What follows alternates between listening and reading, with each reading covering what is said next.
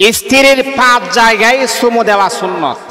এই 5 জায়গায় যদি আপনি চুমু দিতে পারেন তাহলে আপনার স্ত্রী সব সময় আপনাকে কখনো সে ভুলবে না। সে আপনাকে সব সময় উঠতে বসতে খাইতে ঘুমাইতে আপনাকে সে স্মরণ করবে। আমরা তো রাসূলের সুন্নাহ মোতাবেক স্ত্রীর সাথে ভালোবাসা আদান প্রদান করি না। এই জন্য আজকে আমাদের সমাজের ভিতরে পরকীয়া সবচাইতে বেশি হচ্ছে। স্বামী থাকার পরও স্ত্রীর আরেকজনের সাথে রিলেশন, স্ত্রী থাকার পরও স্বামী আরেকজনের সাথে রিলেশন। কেন, কোন কারণে? সুন্নাহ মোতাবেক আমাদের ভিতরে ভালোবাসা নাই। রাসূলুল্লাহ সুন্নাহ মোতাবেক যদি আপনি ভালোবাসা আদান প্রদান করতে পারেন, আল্লাহর কসমকে আমি বলি, আপনার স্ত্রী কখনো আপনাকে ছেড়ে একা একা চলে যাবে না, আপনার স্বামী কখনো আপনাকে ছেড়ে চলে যাবে না। এই সুন্নাহ মোতাবেক আমলগুলা করেন।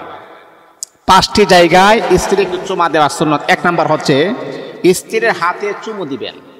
স্ত্রীর হাতে এভাবে চুমু দিবেন, এটা সুন্নাহ 1 নাম্বার। 2 নাম্বার হচ্ছে স্ত্রীর কপালে চুমু দেওয়া সুন্নাহ। আমাদের আয়েশা বলেন, আমার রাসূল যখন করে আসতেন, যেই দিন আমার পালা ছিলেন সেই দিন আমার রাসূল এসে আমার হাতে চুমু দিতেন, কপালে চুমু দিতেন। আল্লাহু আকবার!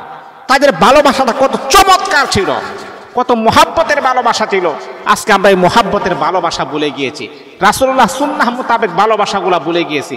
আমরা অবৈধ কিভাবে ভালোবাসা যায় সেভাবে আমরা ভালোবাসি। 3 নাম্বার হচ্ছে স্ত্রীর গলায় চুমু দেওয়া সুন্নাহ। এই যে গলা আছে না, গলার মধ্যে আপনি চুমু দিবেন।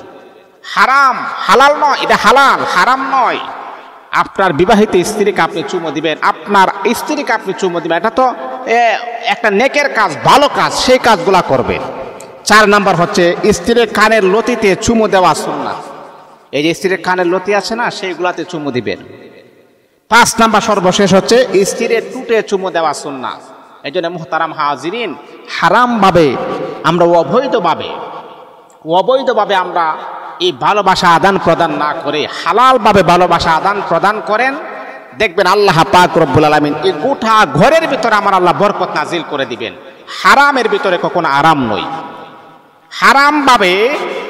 হারামভাবে যত কিছু আপনি দেখেন, এই পৃথিবীতে যত হারাম জিনিস দেখেন, তার ভিতরে কখনো শান্তি নাই। হালালের ভিতরে আল্লাহ পাক যে আজমত, যে মোহাব্বত, যে শান্তি রেখে দিয়েছেন, সেটা হারামের ভিতরে আপনি পাবেন না। এই জন্যে হালালভাবে বৈধভাবে আল্লাহ পাক স্বামী স্ত্রী বন্ধনটা যেন আরো মজবুত করে দেন। আল্লাহ পাক আমাদের সবাইকে কবুল করুন।